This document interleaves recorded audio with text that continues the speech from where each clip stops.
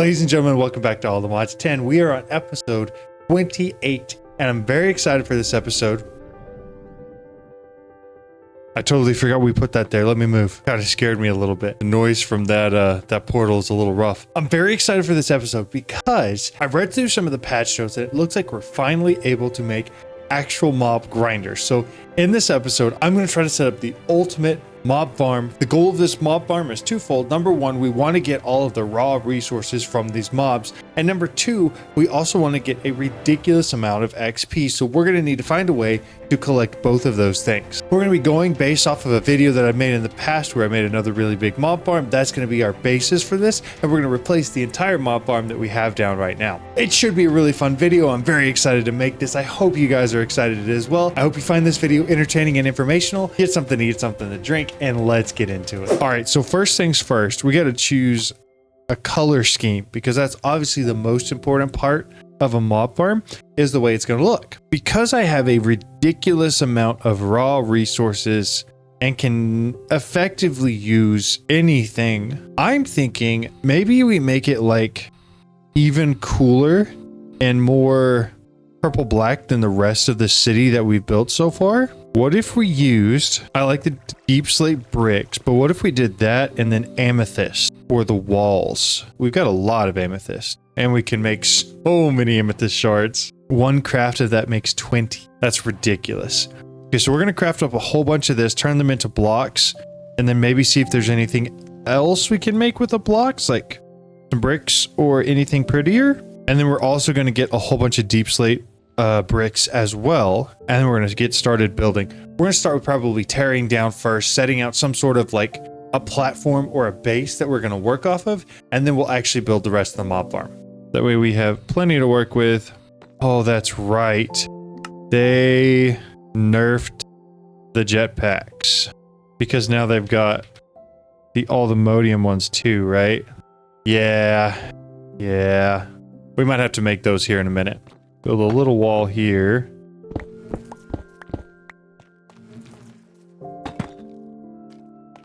And then build it flat across.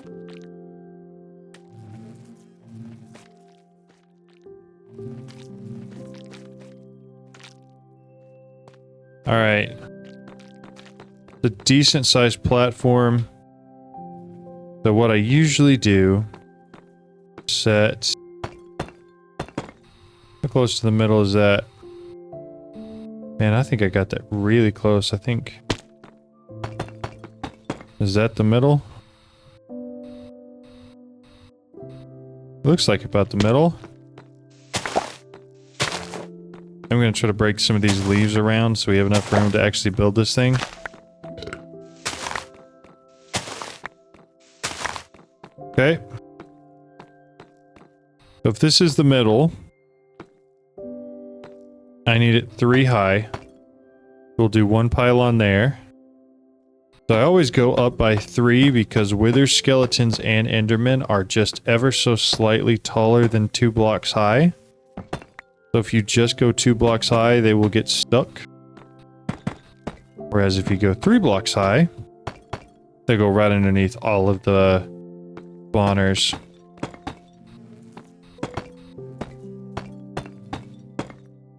Okay, so that's my general design.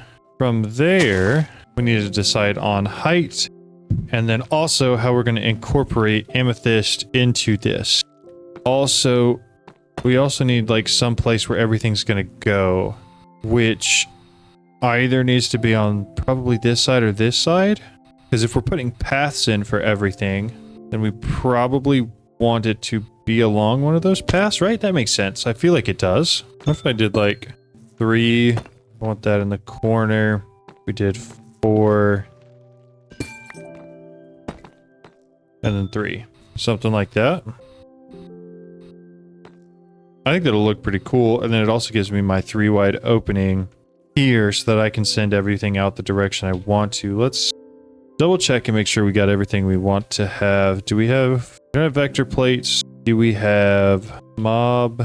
We got the mob masher again. That's good. It's gonna help a lot. Oh, we got mob swabs now too. Good. So how about, so no vector plates. What else can we use? Mob. There's fans, right? Pushes mobs in the facing direction. So maybe we just use the mob fans and figure out how to set that up. Everything is going to go this direction. Chop a couple trees here real quick. So that'll be where the mob masters go. And then this right here is where we're going to do redstone for them. And then in front, we can probably do some glass of some sort. Do the glowing glass. And then this all the way around. Okay, so this will kind of be like the control center where we have everything set up and can control the entire mob farm. Do we have redstone links, I think is what they're called? Yeah, I just need to send a redstone signal wirelessly, ideally, but I'll have to look at that later because it doesn't look like it's there. I just have to decide how tall I want it, which is going to be determined by me flying up randomly and then deciding at a certain point that I am at a tall enough point for me to just go for it. Also, I gotta remember that these three are that. Whee! There we go. That is how tall this will be. Dude, this building tool is the best. The fact that I can reach everything and just... Oh, that was bad. Place all these blocks from here. Pretty awesome. You do the same thing all the way around with amethyst. And then I gotta go chop that part of that tree down. That should be the basis for this entire thing right there. That should be 90% of everything we really need to do. Gotta put some sort of a lid on it.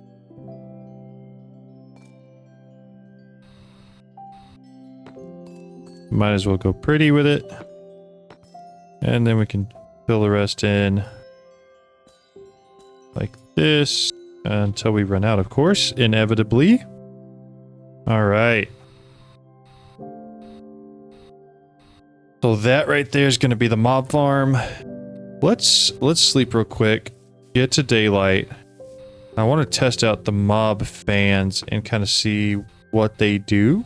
Because if they work well, I'm totally okay with using them. But I've never actually used them before because I've always had like vector plates or something like that where, you know, you can just move your mobs however you want to. But there are no vector plates in here.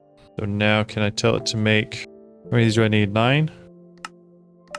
Start it, and it should just make them all for me. Man, that's so convenient. And I need to make 90 of each of those. Perfect. Alright, so we're going to let both of those run for a second. The next step for that is we also need a redstone signal to get them running, which is not hard to do, but usually I like to use redstone glass just because it's easiest. Because you can just literally build with it underneath. We'll go put all of this in place. And then we'll also need to upgrade a backpack based off of how I usually do this. To pick up all of the items, and then we usually just export it all into the ME system. I hate whatever that mod is. That makes it where you can build next to wherever you're looking.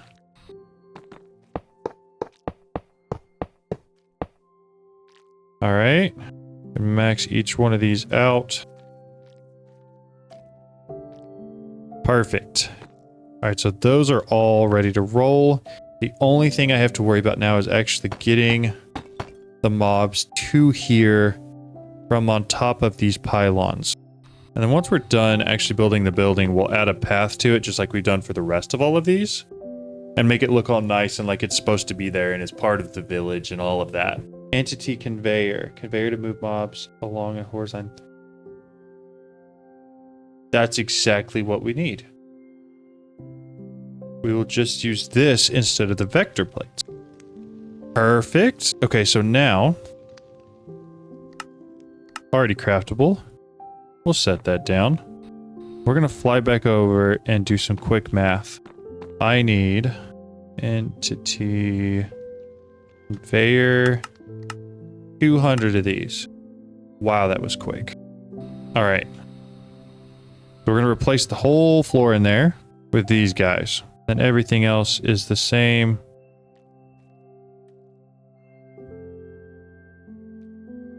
Straightforward.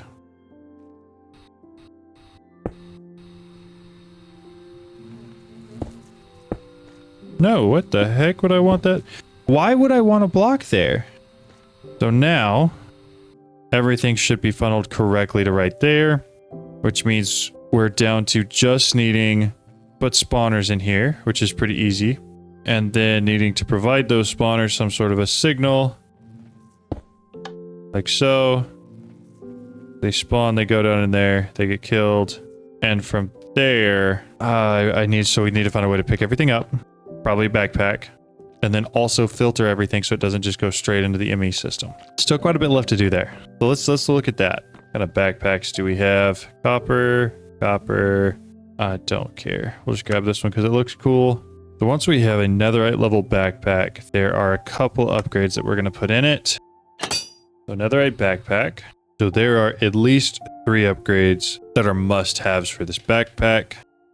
One of those is the stack upgrade, the tank upgrade. Okay, advanced magnet upgrade. Perfect. Because now that I'm thinking about it, I really don't care about any of the actual items from any of these mobs. Alright, the only thing I actually need is the XP from it. I think that's the only benefit I'm going to get from this. Or that's the biggest benefit I'm going to get. Not necessarily the only benefit. Okay, so trash can. Netherite backpack. That is the wrong netherite backpack. I want this one down. Can I have that back, please? Come on. Thank you. Oh my goodness. How many quests did I just get? I must have just caught up on something. Put all of those in there. 2 wool in here. They get pulled out, thrown straight into perfect. All items straight in the trash. And then it also is going to pick up all of the XP. Means we shouldn't have anything laying on the ground. I kind of want to get spawners that are going to be really easy to use, so we may actually finally venture into the other. Because the ones that are in the temple in the other are just so easy to use because they're already set up to spawn really quickly. I want to say it's the infested temple, but I'm not entirely sure, and I'm not about to go to the wrong place. So we're going to come look it up. All the dungeon.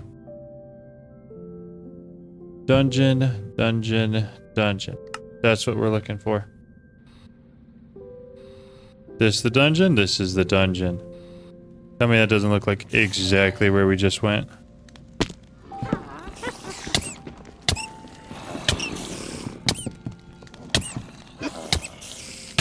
Come on, break all that. Break all those. I forgot that you fall through the trees here. I don't know if I've got the health for this. So, I know it's right underneath here.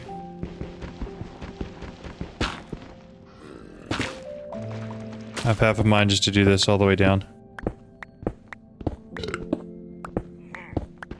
Yeah, because I knew I'd find this. You can't break these at all.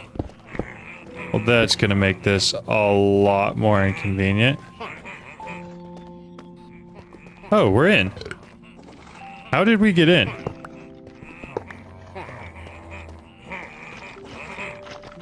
Also, why can't I see? Jeez.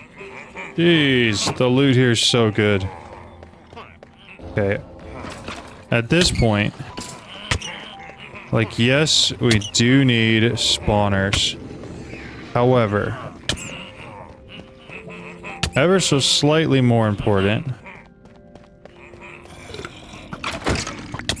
is our need to find this room. Because if we find this room, get a chance of finding smithing template, which we have to have in order to upgrade to that. That's what we needed right there, boys and girls. Ladies and gentlemen, we found it. Okay, throw all of this into the backpack. We're gonna slash home. Apparently my knowledge of death has increased quite a bit too. Can I do anything? Oh, your alignment increased. Okay, but important part is that we now have the Unobtainium smithing template, which means we can upgrade all of our stuff to Unobtainium. Let's go ahead and do these 3 to Vibranium. So I need 3 copies of the Vibranium smithing template.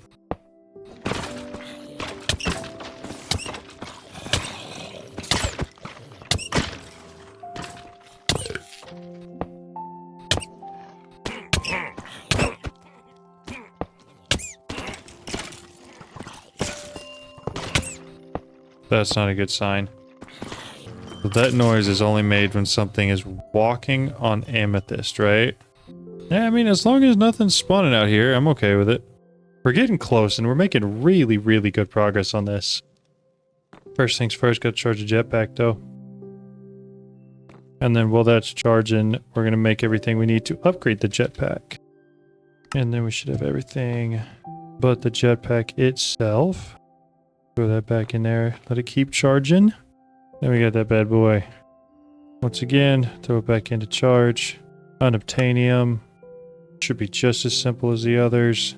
Need 11 of these coils. Return into 5 batteries. 1 of the capacitors. 2 of the thrusters. And we once again have the highest tier jetpack. So the question now becomes, how long do I sit here and wait for that to charge? Because I kind of do need it. But I can go finish setting up the rest of those spawners to at least turn off the AI real quick.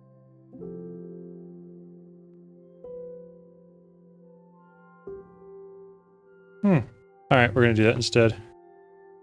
Let's look at power. We're going to be looking for... Got all the power we need. We need the player transmitter.